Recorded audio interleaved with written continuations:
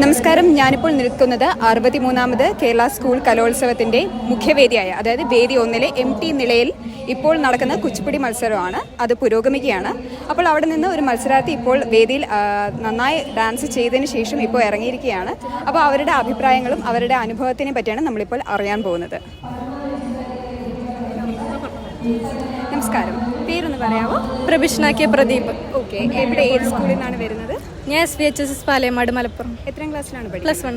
Okay, ഇപ്പോൾ ഏതൊക്കെ കലാപരിപാടികൾ ഇപ്പോൾ രജിസ്റ്റർ ചെയ്തിട്ടുണ്ട്? എങ്ങനെയാണ് ഇപ്പോൾ ഈ വർഷം സ്റ്റേറ്റിലെ കുച്ചിപ്പുടിയാണ് എനിക്ക് കിട്ടിയത്. അതെ, ഓക്കെ. വേറെ ഏതെങ്കിലും ഇല്ല, ജില്ലയിൽ ഭരതനാട്യം, സംഘഗാനം, കുച്ചിപ്പുടിയായിരുന്നു. വീട്ടിൽ നിന്നുള്ള സപ്പോർട്ട് എങ്ങനെയാണ്? വീട്ടിൽ നിന്ന് എല്ലാവരും സപ്പോർട്ടാണ്. ഓക്കെ, അമ്മ അച്ഛൻ എന്തൊക്കെ ചെയ്യുന്നു? അമ്മ ടൈലറിംഗ് ഷോപ്പാണ്. ഓക്കെ, അച്ഛൻ അബുദാബിയിലാണ്. Okay okay. എല്ലാവരും ഇന്ന് കൂടെ ആരൊക്കെ വന്നിട്ടുണ്ട്? ഇന്ന് ഡാൻസ് ടീച്ചറുണ്ട്, അമ്മ ഉണ്ട്, പിന്നെ അമ്മേൻ്റെ ഫ്രണ്ട് ഉണ്ട്. എങ്ങനെയുണ്ട്? എല്ലാവരുടെയും അഭിപ്രായം എങ്ങനെയുണ്ട്? ഞാൻ കളിച്ചിറങ്ങിയ പിള്ളേർ നന്നായിട്ട് കളിച്ചു എന്നാണ് പറഞ്ഞത്. ഓക്കെ, സ്വന്തമായിട്ട് സന്തോഷമായോ? എങ്ങനെയാണ്? അപ്പോൾ എന്തായാലും ഫസ്റ്റ് പ്രൈസ് പ്രതീക്ഷിക്കുന്നുണ്ടോ? A ഗ്രേഡ് അല്ലേ ഇപ്പോൾ ഉള്ളത്? A ഗ്രേഡ് പ്രതീക്ഷിക്കുന്നുണ്ട്. കളിച്ചിട്ടുണ്ട്. നമുക്കപ്പോൾ ടീച്ചറിൻ്റെ ചോദ്യമൊക്കെ. ടീച്ചർ പേര് പറയാം. എൻ്റെ പേര് കലാമണ സുപ്രിയ. ടീച്ചർ ഞാനും എൻ്റെ മോളും കൂടിയാണ് പഠിപ്പിച്ചത്. ഹരിനന്ദ. മകളുടെ പേര്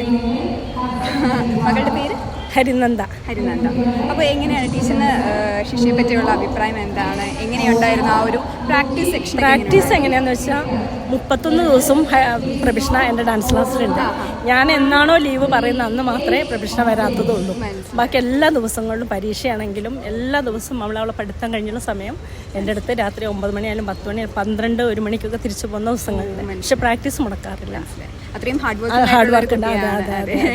അത് സ്റ്റേജിൽ നമുക്ക് കാണാൻ സാധിച്ചിട്ടുണ്ട്. പിന്നെ എന്താ വെച്ചാൽ സങ്കടം എന്ന് വെച്ച് കഴിഞ്ഞാൽ കഴിഞ്ഞ വർഷം ഭരതനാട്യം സ്റ്റേറ്റിൽ 3rd വന്ന കുട്ടിയാണ്. ഇപ്രാവശ്യം ജില്ലയിൽ അത് 8ാം സ്ഥാനത്തായിപ്പോയി. മനസ്സിലായി.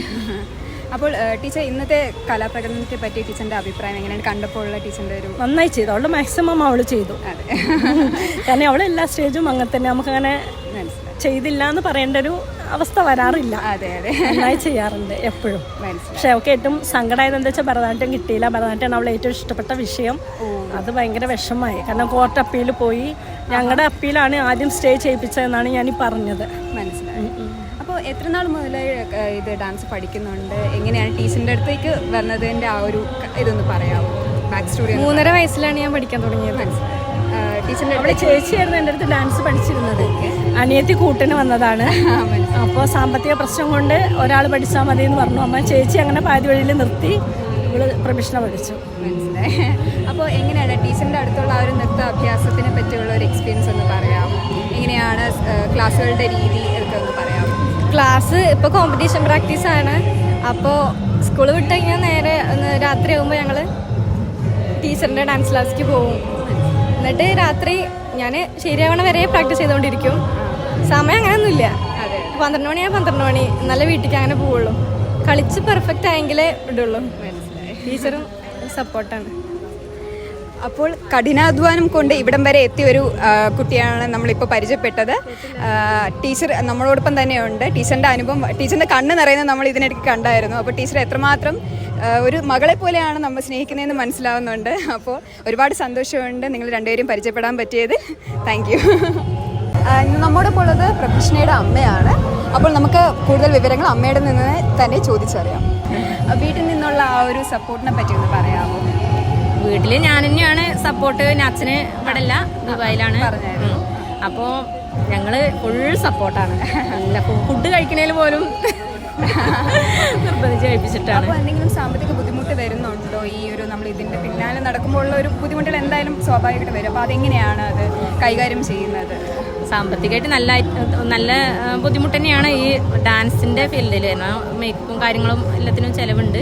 പക്ഷേ ടീച്ചർ എല്ലാത്തിനും സപ്പോർട്ടാണ്. കാരണം നമ്മൾ ഫുള്ള് പൈസ കൊടുത്തിട്ടൊന്നല്ല, പിന്നെ സാവകാശമൊക്കെ കൊടുത്ത് തീർക്കാണ് ഞങ്ങൾ ചെയ്യല്. അങ്ങനെ എന്തായാലും നല്ലൊരു ഭാവിയുള്ള ഒരു കുട്ടിയാണ്. അപ്പോൾ എല്ലാവിധ ആശംസകളും നേരുന്നു. നല്ലൊരു ഫാമിലി ഉണ്ട് സപ്പോർട്ട് ചെയ്യാൻ വേണ്ടിയിട്ട്. അപ്പോൾ എല്ലാവിധ ആശംസകളും. Thank you.